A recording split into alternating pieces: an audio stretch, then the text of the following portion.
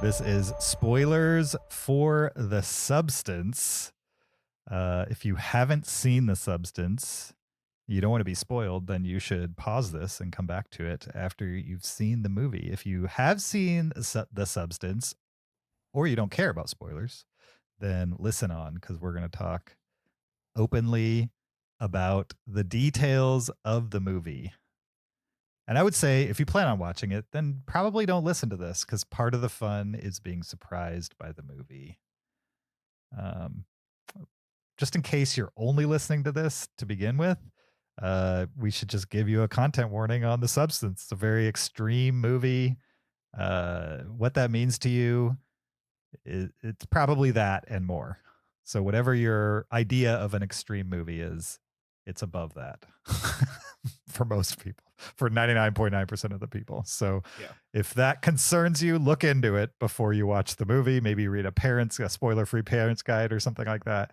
But just know that it's movie's not for everybody, I would say, the content of it. The filmmaking, on the other hand, we quite liked. If you didn't see our spoiler-free review, the movie got 2 5s and a 4.5. We're going to talk about it spoiler-filled starting now.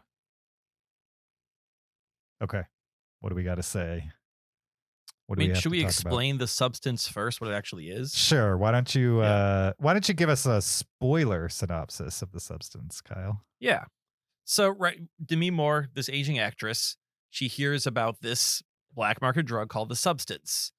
And she doesn't really know much about it. All she knows is it'll bring out the best of your youth. Mm-hmm. And her being an aging actress, her losing her job, she's like, oh, I want to be youthful again. So without asking much questions, and I don't know if she even pays for this thing. We can discuss the business plan behind The Substance itself, because I don't understand that portion of it, but that's fine. That's neither here nor there for the actual point of the movie. So anyway, she gets this kit, and there's all these steps about injections and when to do them, and there's certain injections for her, which is the Matrix, and certain injections for, was it the copy? What's the second one called? I don't know. Did they say? There was the Matrix and the other, or something like that. Right. So anyway, she goes in the bathroom. She injects herself with The Substance. And long story short, she births out of her back a younger version of herself, played by Margaret Qualley. Sue is her Sue, name. that's right. That Sue is that is her name. And the whole idea is only one of them can be awake for a time, and they switch off week to week. So while one of them is essentially asleep and receiving 7 days worth of food, the other one is awake and living their life. For Demi Moore's character, she can live her life more or less normally because she is the Matrix. She's the original. She just has to keep Sue, the copy, alive. But for the copy, she needs to inject herself daily with stabilizer. And stabilizer is something that she takes from Demi Moore, from the Matrix, and then gives herself 7 days worth of that. And the whole point is it's supposed to be 7 days on, 7 days off.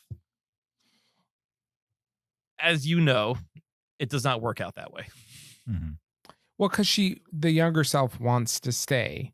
And so she cuts quarters every now and then and tries to take a little bit extra so she can stay a little bit longer. Right. And whenever she takes extra, then some part of Demi Moore's character gets worse. Kind of ages or almost decays. Yeah, exactly.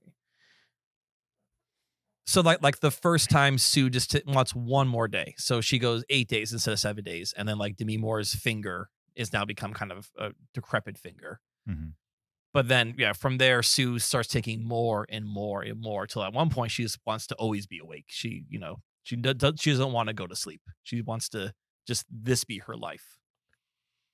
Yeah, towards the end, she instead of the week she's supposed to get as her younger self, she takes 3 months. Exactly. Yeah. Until she basically can't take the stabilizing fluid from the Demi Moore character who's been asleep, and so.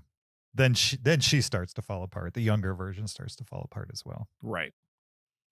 And I mean, for the Demi Moore character, the real conflict is she is having her life stolen from her to keep this other life alive. Right. And she's she, as a character, when she's awake, starts to resent her younger self for taking more than she's allotted. Right. But also, she doesn't want to give up the idea that she could be young and beautiful again. At the same time, she's conflicted. Her younger self is taking both literally from her to keep herself young, but also she's taking her public life. She's the new fitness instructor. Mhm. She's the new it girl. Sue is what Demi Moore was 30 years ago. Yeah. And Demi Moore is pretty much just combined to her apartment to like wait out the week, basically. Yes. Mhm. Yeah. There's a little bit of like a mother-daughter metaphor going on of like how much the mother gives and gives to their child, you know, and the child just takes Mhm. and that kind of thing. But like, yeah, living vicariously through them and stuff like that. Yeah. Definitely. I also loved the idea that they're both kind of surprised at what the other one has been doing. Yeah. While they're asleep. How would you guys explain their like connection as far as like mentally? Like, are they aware of each other? I think that they're aware that each other exist, Mhm. but I don't think they share memories. I think they have to in some capacity. You think so? Well, because otherwise, why would Demi Moore care at all that she is having these great experiences as a younger self? Like, it's a completely different person if you're not sharing any type of memory or connection. I don't think she would make any sacrifices for someone else's experience. Yeah. So I think she has to, in some way, be present in the younger self. But the younger I think self, the younger self has no sense of the older self. Okay, so for sure, because the younger self has no empathy for the older self. The younger self just sees the older self as I need to take from this, to have the life that I want. Mhm. So that's why for me it was hard to tell like what connection besides that physical connection. I don't know if they have that mental connection, but you think maybe Demi Moore is connected, at least has a one-way connection with Sue, the younger version? I couldn't exactly figure it out, but that's kind of my working definition because I feel like she has to experience Sue. Otherwise, none of it makes sense of why her motivation at all to continue. But there's some things that Sue reacts to that makes it seem like Sue doesn't really feel like Elizabeth Sparkle. Mhm. Yes. But you know, they emphasize so much that they're one that you get the sense that they should it be one conscious, you know, like consciousness. But it very much seems like they're not, you know, because if it literally was just her mind goes from one to the other, I think that she would be much more kind to herself. Yeah. Yeah, I think that's what I wrestled with was how unkind Sue was to Elizabeth Sparkle. But I also think Sue became unkind to her over time. Like she doesn't start out mean to her older self. She gets there by taking liberties and being selfish. And getting a like drunk on the idea that people like her and want her around type of thing.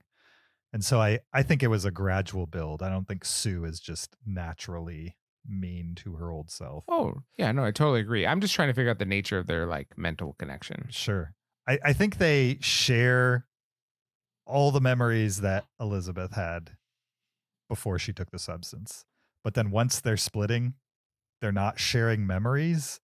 But they're definitely going at life differently based on maturity level and like what they've learned from life.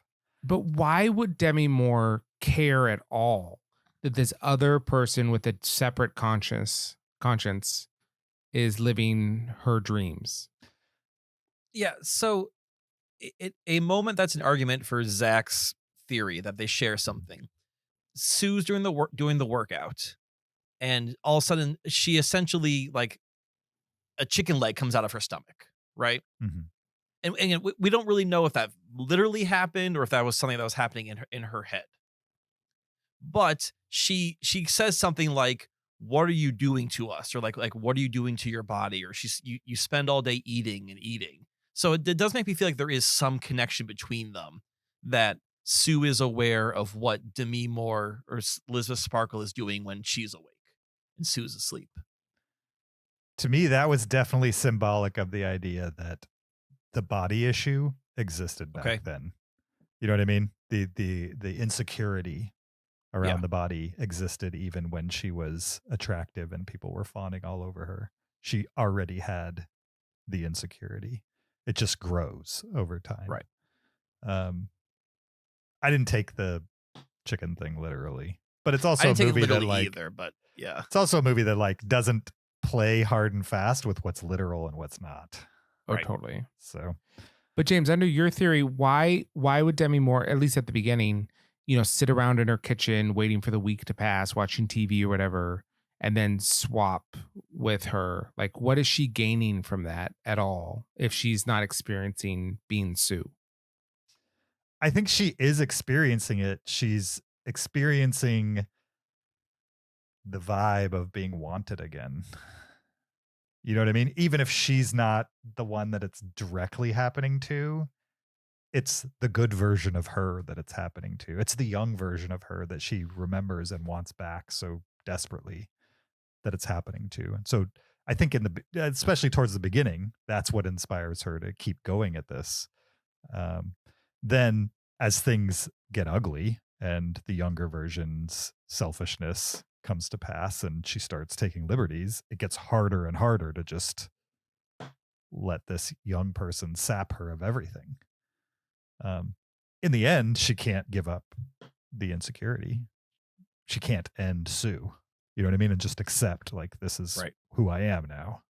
And by that point, she's way wrecked looking compared to 50-year-old Demi Moore for sure.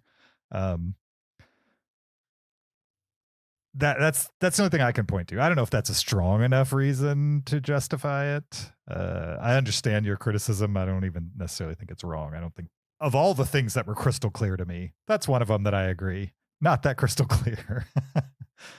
A lot of the mechanisms of the substance and the actual switch back and forth and stuff like that, the rules of it were clear, but the execution at times felt convenient. 100%. If this was me, I would definitely mess up some part of the process because there was just not enough instructions for me to know what to do. Mm-hmm. It was like, I need a lot more instruction than what they gave. You mean as far as like where to put the needle and stuff like that? Yeah. It was like how to follow the rules. I just have no clue what's going on. Sure. Yeah, the specifics of the rules weren't there, but like the broad strokes of like 7 days, you do this, you feed the other person, like all of that was there and made sense to me. But yeah, if you're afraid of needles too, that's not a warning we gave. But some people really don't like needles. There are a lot of needles in this movie, and they're going into skin a lot. I mean, if you were afraid of needles, this is maybe the worst movie I can imagine watching. Oh, totally. Yeah. Okay. So spoiler section, what were some of the kind of standout moments or progressions to you? Sure. I think the young Sue and kind of the way she's treated, just the existence of Sue certainly is a big spoiler, but if you've seen the movie, it's not that big a deal compared to some of the shooting style. Or whenever the Sue character was on screen, they would change the style of shooting. With Demi Moore, there were lots of close-ups of the face and like from shoulders up and stuff like that. And then the moment you would cut to Sue, it was all crotch shots, I would say, for the most part, especially the music video segments. But even outside of the music video segments, it was like constant leering from the camera point of view. Yeah, like the male gaze. For sure. Objectifying, yeah. And they bring it to a head specifically in the music video scenes, the dance scenes, fitness scenes with Sue, to the point where like if you were getting a buzz out of it, it just went on so long and was so completely obvious why they were showing it that way that like it got to the point where you couldn't get anything like that out of it. Same with the nudity. Like there's a good deal of nudity in this movie, but it was so specifically timed to make sense to what they were trying to say in that moment that like none of it felt, while it was excessive by comparison to almost every movie I've seen in the last 20 years, probably, it felt okay and relevant to what was happening in the movie and not like exploitative. Other people might disagree. Other people probably think any amount of nudity is exploitative, and if you do, that this movie's not for you. But I felt like it fit here, and I don't know if those are spoilers, but they're things we couldn't have talked about without revealing that Sue exists, I would say. Sure. Yeah. I don't know. Kyle, what about you? What were some standout moments or scenes? I mean, we talked a little bit about the filmmaking of this movie, but just like there are some amazing shots in this movie. Mm-hmm. Zach, you mentioned Kubrick at the beginning as like, yeah, right. I mean, like every time she goes to the like the studio, I would say all those shots are very Kubrickian. The hallway she walks down, the carpet of that gave me very Shining vibes to it. The carpet. They even played Thus Spoke Zarathustra, didn't they? Yeah. So at the very end, when they have the reveal of the Sue part, the monster version, of the monster version, Humunculus, Eliza Sue. Eliza Sue. There you go. Monstro or whatever it called. Yep. Them. Yep. I mean, the bathroom that she goes into is a very Kubrickian bathroom again with the red and the white and the lighting on it. Mm-hmm. I have a question for you guys about the Monstro Sue at the end. So right, like Sue gives herself the ejection of the substance, which you're not supposed to do. That creates this monster. At one point, the monster like puts a picture of Demi Moore on her own face, like glued it to her. Kind of was glue it on her, yeah. right? Yeah. And then she shows up at the studio for the big New Year's bash, and everyone's applauding her. And we kind of get like a POV shot of her looking through the picture, the eye holes, and everyone's just like, "Oh, look how beautiful you look!" And like I thought that was a very black comic moment of like, oh, people don't look at her for what she is. They're just like, they just want to see the beautiful thing, that whether it's there or not. But then she goes on stage and people react very poorly. So what did you think about that moment when she was walking down the hallway as Monstro Sue with the picture and everyone was cheering for her? On the stage, as long as she had the mask on, they applauded her and were happy with her. Oh, it's only when it fell off. Oh, interesting. Okay. I missed that. Yes, okay. Exactly. So they care about the mask. Yeah. Right. Okay. Which is obviously a very literal, blunt message of the mask of beauty. Yeah. Well, and also I think they were, the idea is that they're applauding her, but they don't see the insecurities that some of the applause creates. Right. Well, she's created a false persona that she presents to the world, and that is celebrated. And because it has been celebrated so successfully, she has hidden parts of herself from the world. And the fear is if they ever see those parts, they'll reject her. And that fear is realized. And that's the horror of the film, right? That like her worst fears are realized. She has to resort to blood fire hose. Blood fire hose. Yeah. At that point, I was like, how long are we going to spend bathing this audience in blood? Like, 5 minutes? Okay, that great. Did go on pretty long. That went on pretty long. But I was so on board with the movie by that point that it didn't bother me how long it went on for. I mean, it had gone so far. Right. That there wasn't much they could do beyond that would have shocked me, I would say. Like, if you had gotten that far and you weren't mad already, you weren't going to get mad by this point. Right. Exactly. Yeah. The earrings were pretty funny. Yes. Oh, just like attaching them to different parts, yes, of the body, whatever you want to call it. The whole sloth section at the end where she's like just a little goofy, but also a monster. Yeah. Like when she curls the one hair and it just like falls off, but it doesn't bother her at all. I mean, it was very silly, but also horrific at the same time. I really want to know how they did the screaming Demi Moore face on the back. It's kind of like in this constant scream. I mean, I'm sure they took a mold of her screaming and then they put it on the Oh, back I and thought gave that it was some her. animatronic. I thought that was her also. I was trying like, how'd they get her in there? So I it was don't definitely know. Margaret Qualley in the outfit. Right. Yes. And then she said it wasn't they weren't in there together. But I kind of feel like they did have an outfit where Demi Moore could be in there at the same time, just for the kind of these close-ups or whatever. Yeah. And that initial reveal, but for the most part, it was just Margaret Qualley. That would make sense. I gotta say, I'm a little mad at Letterboxd because they did do 2 pictures of like makeup tests from this movie. And one was just Demi Moore looking kind of old, like with like balding and scraggly hair, and that was fine. But the other one was like Margaret Qualley as Monstro Sue, whatever you want to call it. Mhm. Now, I had no context for these pictures, But you saw them in advance. but I saw them in advance. So like when Monstro Sue happened, I was like, oh, okay, this is what I saw from Letterboxd. But you know, Sure. so I had a no pic- idea it would go that far. So okay. I saw a picture of Margaret Qualley pulling a tooth out of her mouth. Mhm.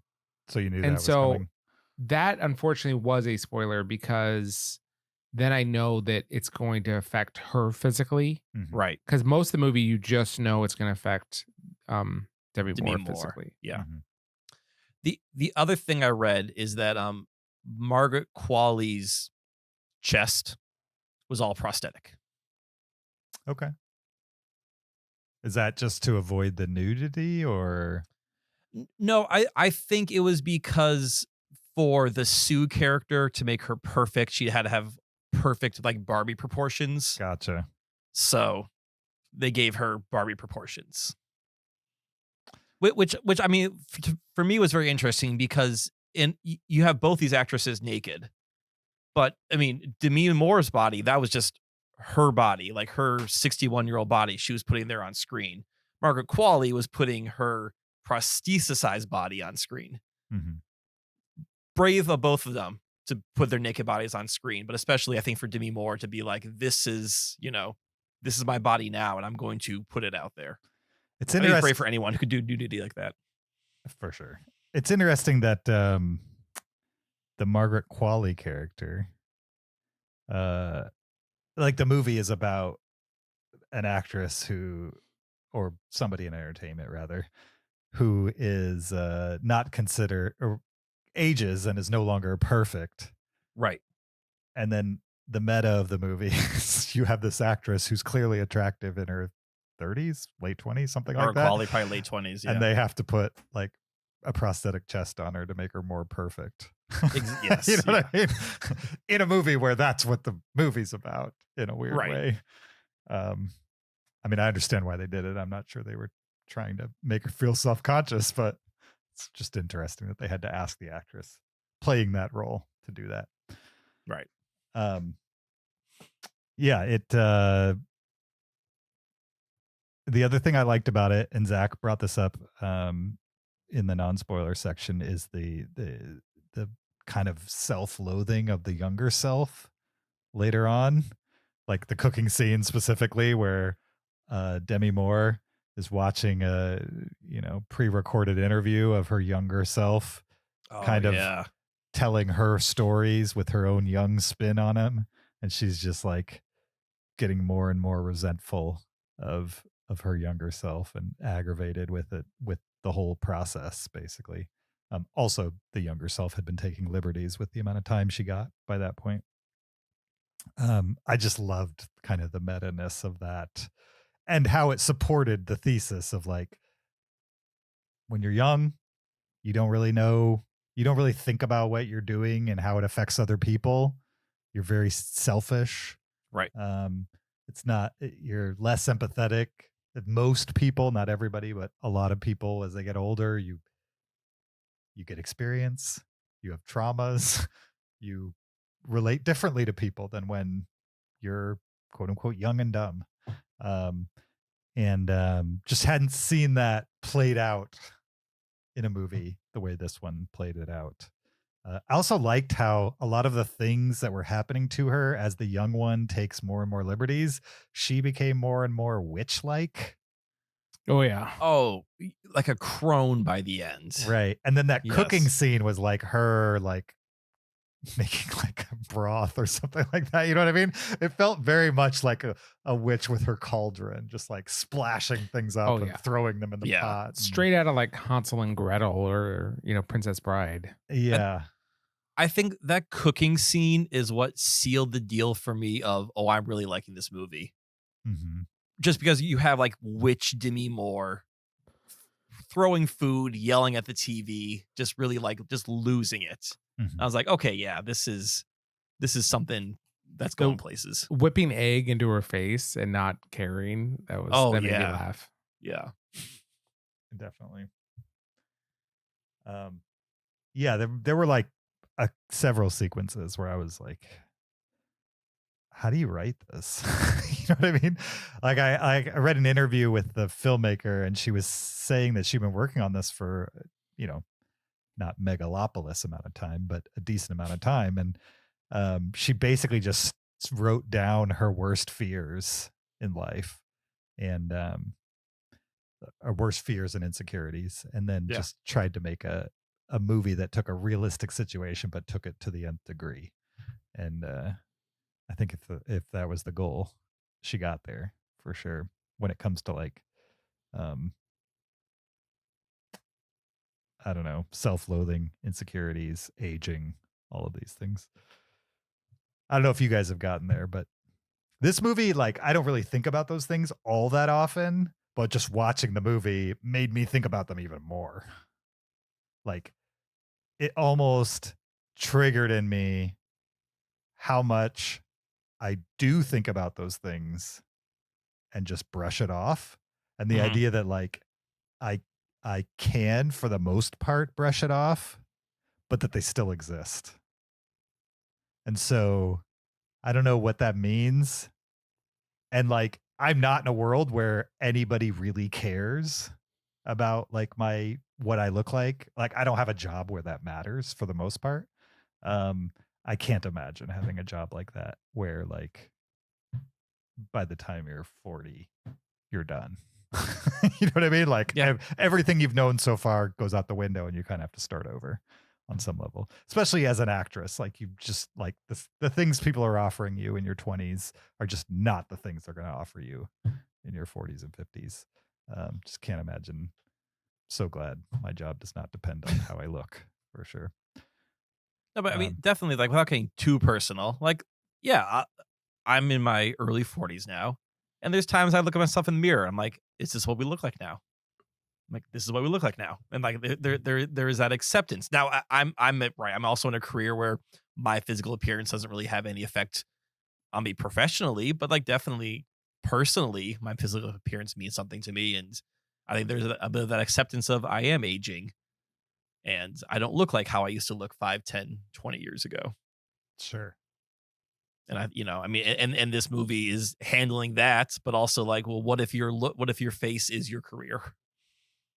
Do you think if you had like deep seated insecurities, like Elizabeth does in this movie, would this be not the right movie for you or the right movie for you? Because I could see it like exacerbating things. Yeah.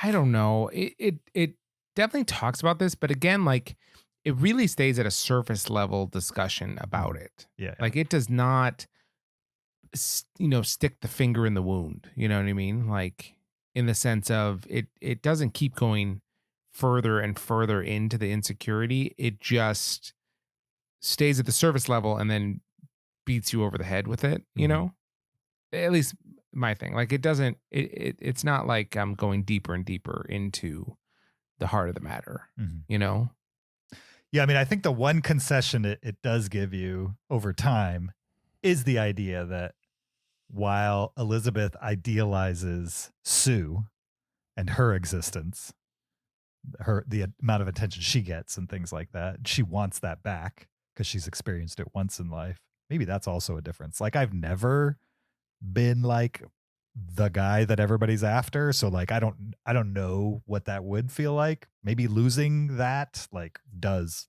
just totally mess with your brain for the rest of your life. I couldn't tell you. I can tell you, James, it really messes with you. Thanks. It's hard. Thanks, Kyle.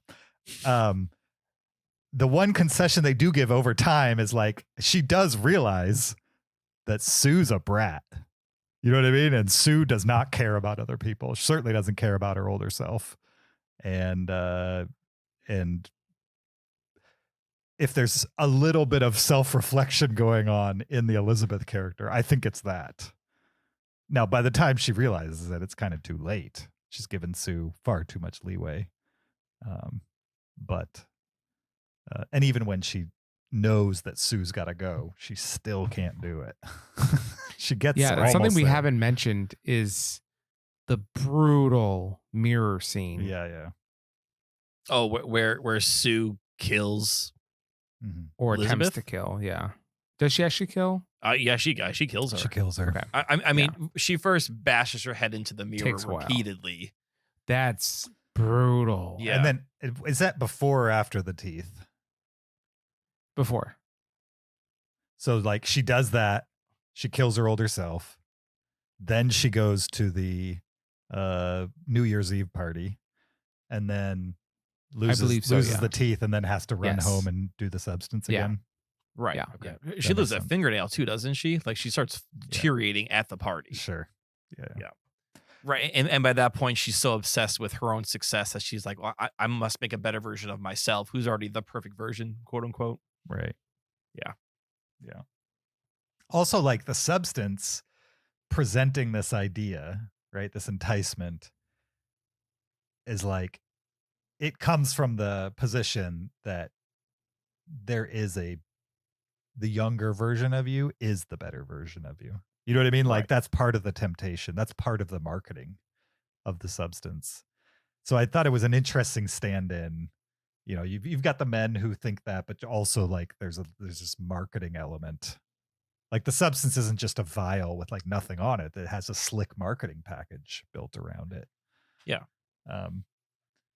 And even Demi Moore's character thinks that the younger version of her is the better version of her. That's why she does it in the first place. Right. And she never fully gets to the idea that like the current version of her is just fine. You know what I mean? It's not any better or worse than the younger. This would have totally worked out well for them had they just stuck to the plan. Like it's not inherently like this is always going to go wrong, although it I guess apparently does. Mm-hmm. But they just stuck to the plan. They would have been fine. I mean, I get the impression that it always goes wrong because then you have her encountering the other old guy. Well, no. Had it gone wrong with him, or is he just killing time? I think it had gone wrong. He had gotten bitter about his younger self. Maybe his younger self, I didn't get any indication that the younger self was taking time liberties, like he wasn't getting more decrepit. Yeah. But he definitely made statements about how he had started to feel like there was no purpose for him to exist anymore. Or I forget how he phrased it, but there was some kind of sentiment to that where like, if the younger version exists, why do I anymore? Yeah. I've spoken to older people before that said the hardest thing about growing old is becoming more and more invisible. Mm-hmm. Yeah. And that always stuck with me. That that's just the sadness of that. Sure. Sorry, what'd you say, Zach? Oh, doesn't apply to me. It doesn't apply to you. Okay. Another thing that I enjoy, this is kind of non-spoiler, but just the world, like it was such a strange version of the world, I would say, like a madcap version, where reality existed, but it's not really reality. Like the idea that in this world, like the pinnacle of the entertainment business is you get to host the New Year's Eve show. Right. Yeah. It's like that is not the pinnacle anymore. That's for sure. Well, if it that ever like a was. morning workout show is the next big thing. Right. Exactly. Yeah. Yeah. There were like a couple of examples of, or like the idea that she lives in the Hollywood Hills And right outside our window is this ginormous billboard that takes up half the view. I loved how specific the billboard was. It'd be like, Sue debuting tomorrow, and like Demi Moore would look at it, be like, oh, that's happening tomorrow. Like it was a very helpful billboard to really lay out the timeline of when things were happening. Yeah, or it was like new show, but like not the name of the show. Right. But I think the movie though succeeded though in having us believe that the New Year's presentation was the most important thing. Right. Right. Like even though, yes, in our world, like no one watches Dick Clark rocking New Year's Eve anymore, whatever it's called. But sure, like in their world, that is, when Dennis Quaid says, we're having you host New Year's, and everyone's like, oh my God, you're like, oh wow, that must be a really big deal for these people. Yeah. The world. Well, New Year's is like also symbolic, it's like a rebirth, right? End with the old, end with the new. I hadn't Father even thought time. about that. Yeah, good point. I wonder on rewatch if there's a bunch of stuff that like, because the movie moves so fast and is just kind of relentless. I'm sure there's things that like you could get out of the second viewing. The movie does do one thing that's kind of a movie trope that I tend to get annoyed with. Is it repeats audio from previously in the movie to like bring home the point. Like callbacks, you mean? Yeah. No, where it literally plays back audio that we've already heard that like a woman always needs to smile, or like a beautiful woman always needs to smile, Oh, it's like yeah, to remind us that was said. And I think it's just like, you don't need to do that. You'll watch it again and you'll pick it up the second time, and like remind yourself that that's there. But when they like play the audio again, it feels so artificial to me. They did that with a couple things. One with the people that are auditioning different women and complaining about their looks, and they replayed that audio, and it's just movies do that a lot, but I always find it jarring. It was pretty wild too to see like a visual representation of that casting criticism or that statement. Like the visual representation of that on the stage was like, oh yeah, when they say it'd be better if her boobs were where her nose was. Yeah. We literally get that. They found a way to shock me in the middle of, the most shocking part of the movie, I would say. The whole production design, I read too that they took one trip to LA to film palm trees, but the rest of it was shot in France, I think. Oh, okay. Yeah. I think they did a pretty good job of hiding the fact that they did that. What else? What do we not? What are we not talking about? This movie takes place in interiors that it could be filmed anywhere. Yeah, like the scene with where he's eating the prawns or the shrimp. Yeah, like I wonder what was happening in the background during that scene. That's what makes me want to watch it again. Like there weren't too many scenes where there was like a lot of things going on in the background. But I wonder if there's more to what we saw in the first time through. Probably the most unrealistic, I forgave it easily, but most unrealistic was when Margaret Qualley built herself the perfect back room. That was in the bathroom. The movie wasn't even close to losing me, but that was the first time where I second guessed what they were doing. I was like, okay, I might need a little more explanation. As somebody who has now been remodeling his bathroom for 2 months, I guarantee it's not that easy to just build a secret room in the back of your bathroom. But I kind of liked the picture of Dorian Gray allusion to that. The idea of like, Sue is eternally young, and then there's just this aging version of her tucked away in this case, a secret room. Sure. I also heard somewhere that this is based on an Oscar Wilde book. That'd be picture of Dorian Gray. That's what Kyle just referenced. Yeah. Are you familiar with that story, James? If you're not, probably it's okay. That's probably what triggered me. No, I haven't read it. What is it about? Can I mansplain it to you? Sure. Okay. I love being mansplained too. Yeah. The basic idea of the story is there's this guy named Dorian Gray, and he never ages. Oh, there, Zach's got a copy of it right there. See, when you say Dorian Gray, I just think of you're thinking of 50 Shades of Grey. Yeah. Yeah. Same name, right? The main character? I don't know if it's the same name or not. Okay. Go ahead. Anyway, Dorian Gray, he never seems to age, but he has a portrait that ages. And this portrait eventually kind of haunts him. Like, even though he can't age, he's haunted by the aging portrait. He covers it up, but he gets consumed by the fact that his portrait ages, even though he is eternally youthful. And it gets more and more monstrous. And Yeah. Yep. Kind of how Elizabeth gets more and more monstrous. Sure. That makes sense. Did they ever make a movie of that? Or is it just the book? I mean, it's a short. It's a novel or short story, Zach? I see you held up. It's a novel. Okay, I must have read the short story version of it or something then. I think I saw. Isn't Oscar Wilde? He's buried in France, right?